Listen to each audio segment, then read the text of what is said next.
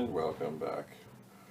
'Twas a day or two before Christmas, and I've been pretty sick. Actually, not right after the World of Commodore did I get sick, but not long after. And that was December the 7th. So not immediately, but shortly thereafter. I'm still not quite over it yet.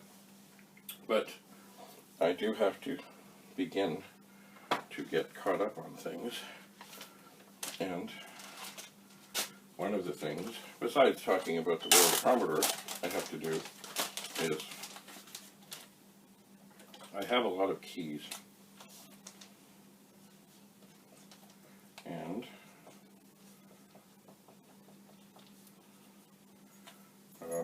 I have a box that I store them in, and I went to go looking, and I found that some of the bags had somehow become compromised, torn, some things got mixed up,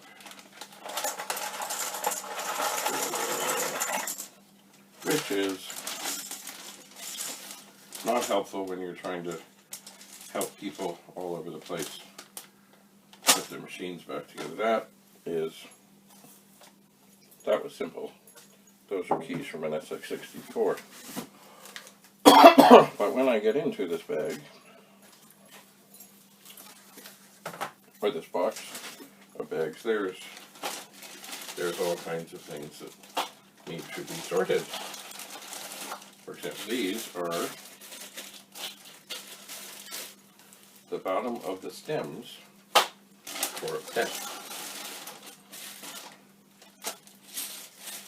And these are keys from a Super Pet. They can tell they are Super Pet keys, as opposed to others, is because whoever had this machine before it came to an end, excuse me, had put all the stickers for, I think it was a language called APL, onto the front of the keys. So these are indeed Super Pet keys. Now, I have to keep an eye. They seem to be mostly intact, and those seem to be intact. They do. So, not much trouble there yet. But then we have this, which is called Bag 1, which is, I think it's supposed to be things from a 64. Yeah, it is. And see, when I used to buy envelopes, I used to reuse the packaging they came in, because they worked so well. And they do. But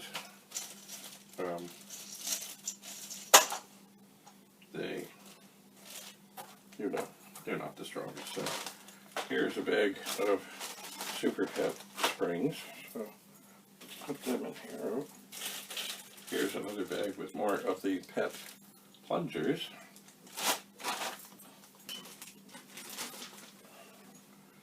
And here's a bag with a bunch of very shiny, lovely Pet keys. So these are all mostly, oh look, more Pet keys. This is good because some people have ordered some of these, and I need to sort it out.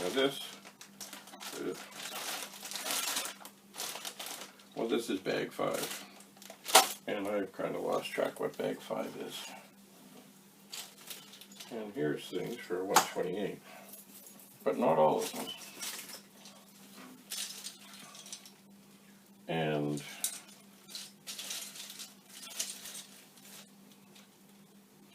I'm not sure what these are from. They're kind of yellowed, They might be from 128. You know what? Yeah. As you can see, things are squirrely. These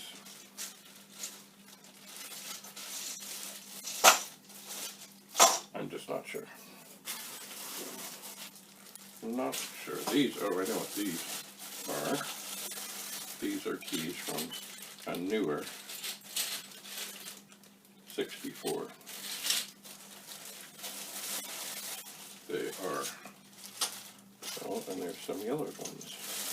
See, that's what somebody wondered why do you list keys that are yellowed? And I said, well, because there's a lot of yellowed machines out there, and although it's hard to find ones that are identical, there's nothing sort of more glaring than a brilliant white key in the middle of a really yellowed keyboard.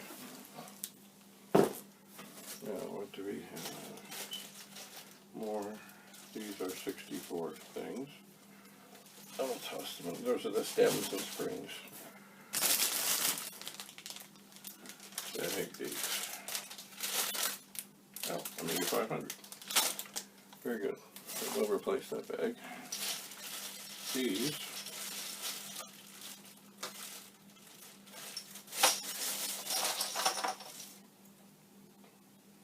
Oh, these look like Commodore 64 keys that probably go with that bag. Oh, maybe 2,000 things. There's a bag for SX64 keys. But of course we already have one of those.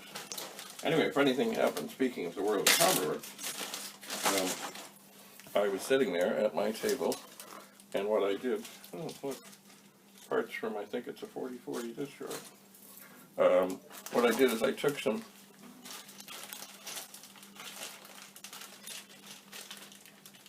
bag, I think they're two yellowed Commodore 64 keys. Anyway, I took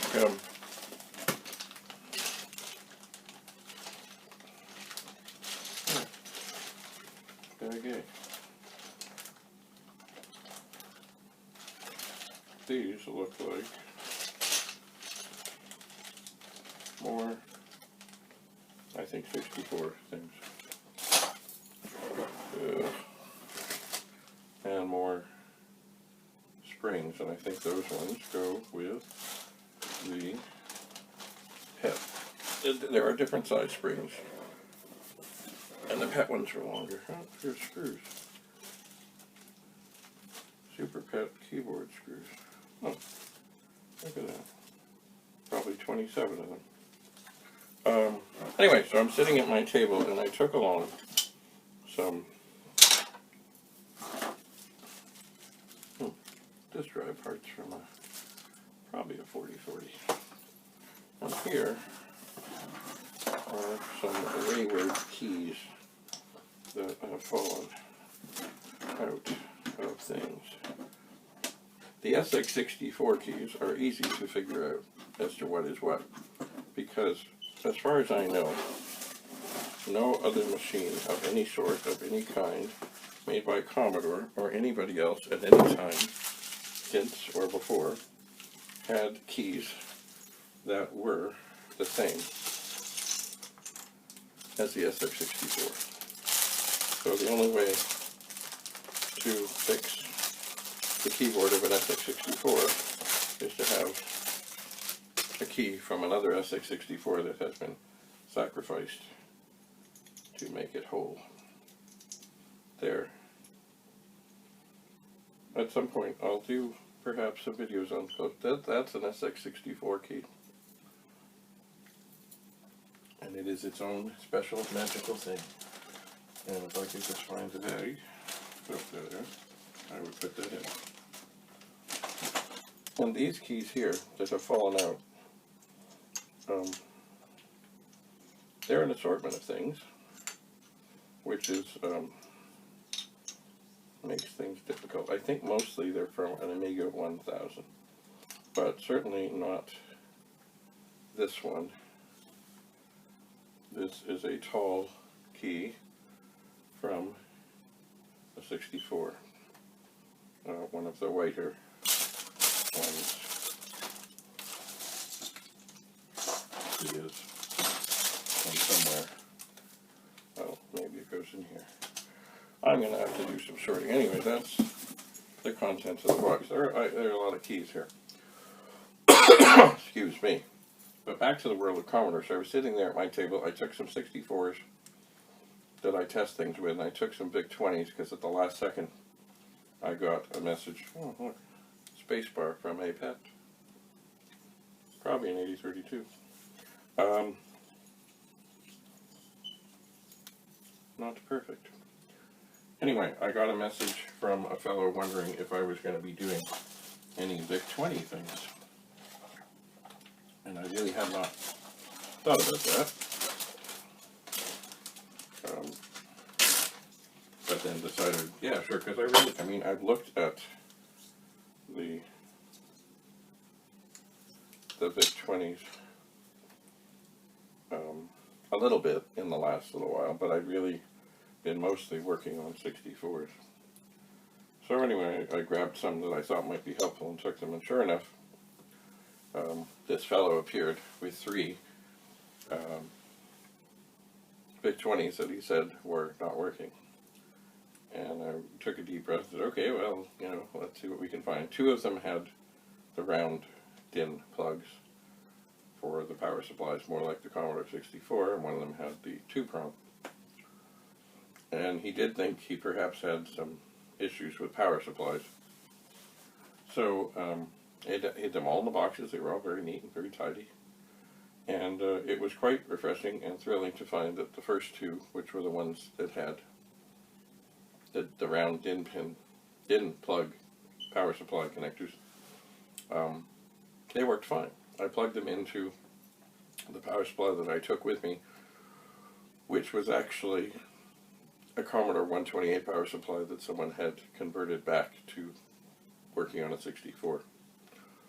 And I switched over to that when I was having issues with, well, I wasn't sure I was having power supply issues, but I was certainly having issues with a board that seemed to be doing bad things, and things were getting hot, and I wasn't sure if it was the power supply or not. Anyway, I did mark that board accordingly. But anyway, so 2 of the VIC-20s worked just fine, and we let them, kind of warm up and put a cartridge in, and everything seemed fine. And then we went to the 2-prong one, and sure enough, it was dead. But most every chip was socketed, the main chips. So we went about methodically swapping them in and out. And, we could have started at the right side and gone left, or the left side and gone right. And actually I didn't do that. I kind of started on what I suspected first and carried on. And of course, as luck would have it, when we got to the very last chip, which was one of the ROMs, it was the bad one. So we let it sit and kind of warm up and, put in a cartridge, and everything was fine. And so when we were all said and done, he left with 3 VIC-20s that worked, but no power supplies. He couldn't find any at the show. I'm surprised nobody who makes the replacement ones didn't show up there to sell, because the power supplies always seem to be in demand. But anyway, at least when he left, he knew that he had 3 working VIC-20s, even though he had no power supplies to power them. So I think he was pleased. And yes, the other thing, now back to the keyboards, of course. There was a fellow who showed up. He had I guess it was a 64 C, and he was missing, I think it was the 9 key. And he couldn't find anyone who was selling such things. So I took out my screwdriver and took out the 27 screws, and thankfully, because it was I think it was the number 9. I could find out because, of course, the machine that I had there is now missing whatever key it was. But because it was far enough away from the shift lock key, I could get the key off and get the stem and get the spring and send him away with all that he needed to put his machine back together. And because he watched me do it, although I think he was pretty handy anyway, he could see how it could be done and put in, very likely without having to unsolder the shift lock key. So it was a good day at the World of Commodore. I met lots of people who I had not met. I've seen lots of people that I've known for a long time. And at the beginning of the day, especially right at 10, it was like crazy busy, packed. So anyway, I just sat there and I did take some machines to tinker on of my own in case I wasn't busy. And I did get to a lot of them.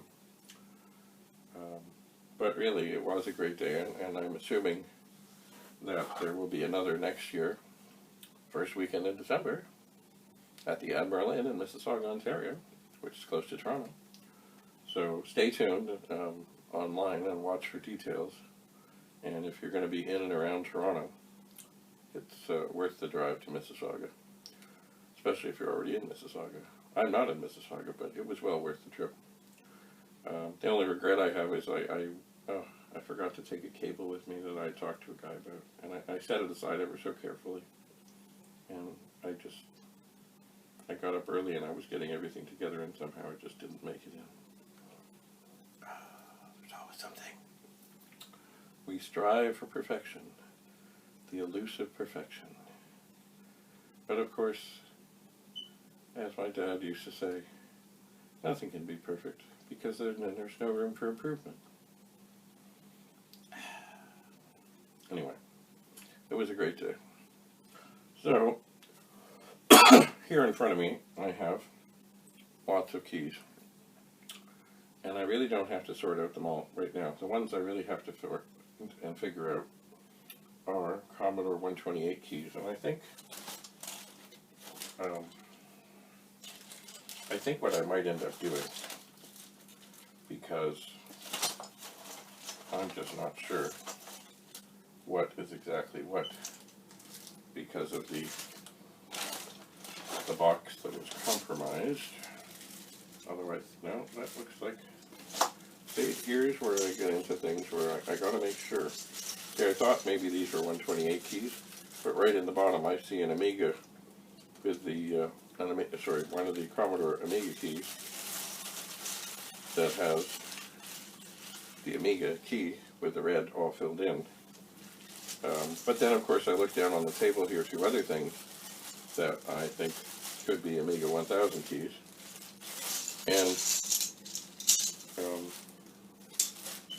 And I see a 4080 column display key, which is certainly from a Commodore 128. So what I really have to do at some point is go through and compare them. I mean, I know what a lot of the keys are, or what they come from, you can just tell, but there are some things that they're so close. So definitely this Amiga key should go in here. And this 4080 columns key should go in with 128 things. And these other ones,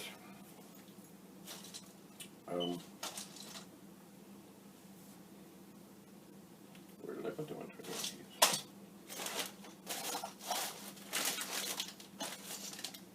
Well, there's some, I think.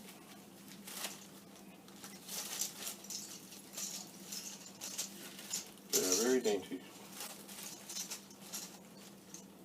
They are. Yeah, 128.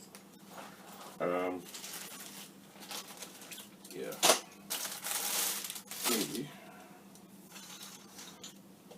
Maybe I should dump some of them out and have a look. I think at one point I tried, so I wouldn't have to do so much searching whenever I had to find one key. I think I tried to put some things in some individual bags, like, you know, letters, numbers, function keys, other things. Oh, I see what I think I did is, see, keys on the 128 are different colors. The main keys are mostly white. And the other keys, some of them, are kind of gray. So I think I separated them that way, which makes sense, I suppose, but still somehow I've really lost track of what is what with some of these. And the Amiga 1000 keys are very similar. Not the same, but very similar.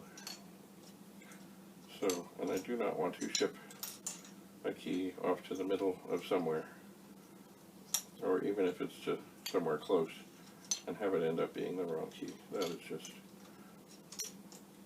a waste of everybody's time.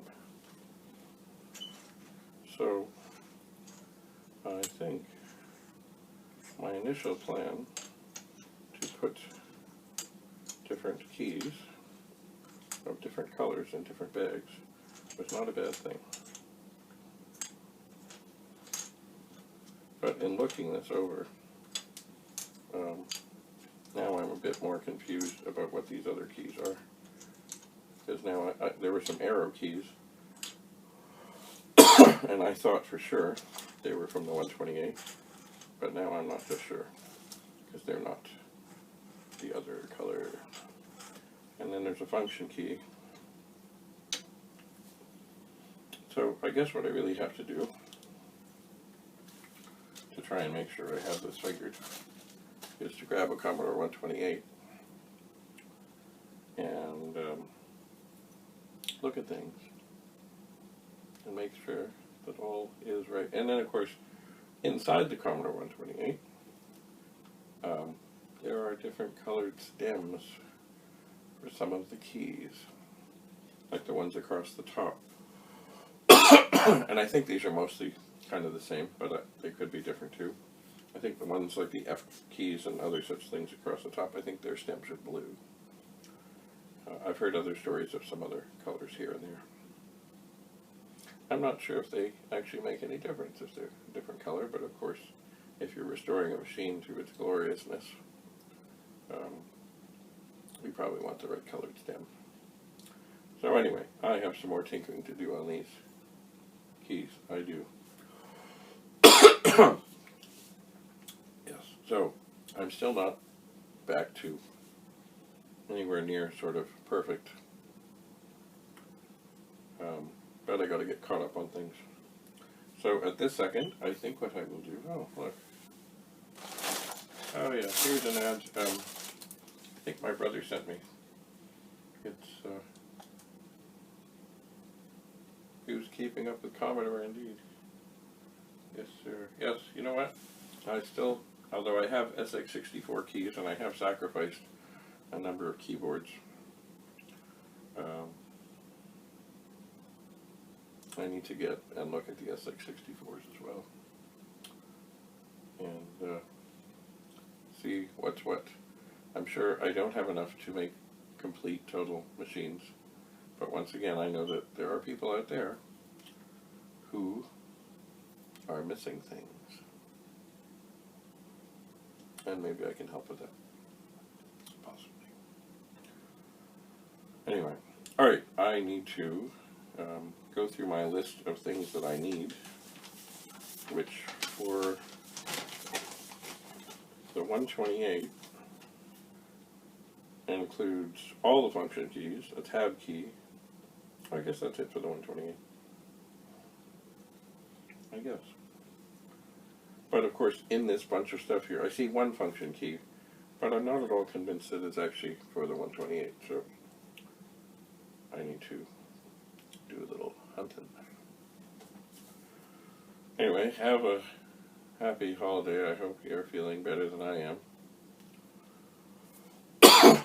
And be safe, and up around here, it looks like we're going to have a green Christmas.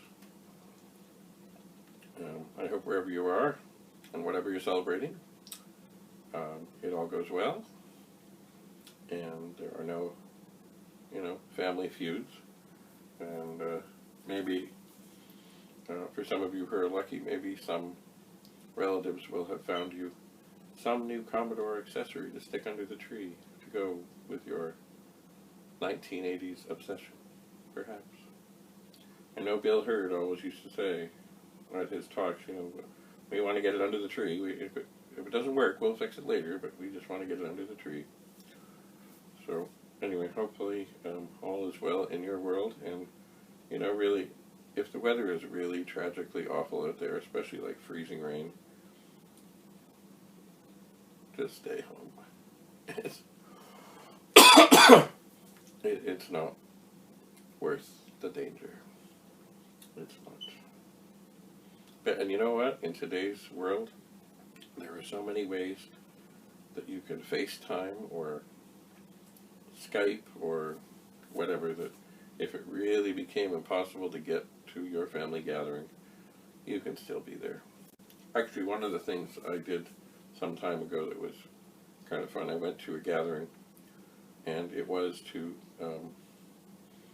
see the people that were there, but it was definitely known that one of the people who was special to this group was overseas. And what they ended up doing, we had a very long table, and everybody gathered around, and at the head of the table, there was an iPad sitting up, so that everyone at the table could be seen, and so could the special person who could not be there. So everybody could talk, and everybody could chat, and, they weren't really there, but it was the next best thing. Anyway, be safe, be happy, and, of course, try and spend a little time on your Commodore computer this Christmas, or Hanukkah, or Kwanzaa, or, there's another one I'm forgetting. It'll come to me later. Anyway, I have to look through keys, and I have to get caught up on things. And it's not time to take more medicine, but it will be soon. So thank you for coming. I hope you have a festive time. Stay tuned. Bye for now.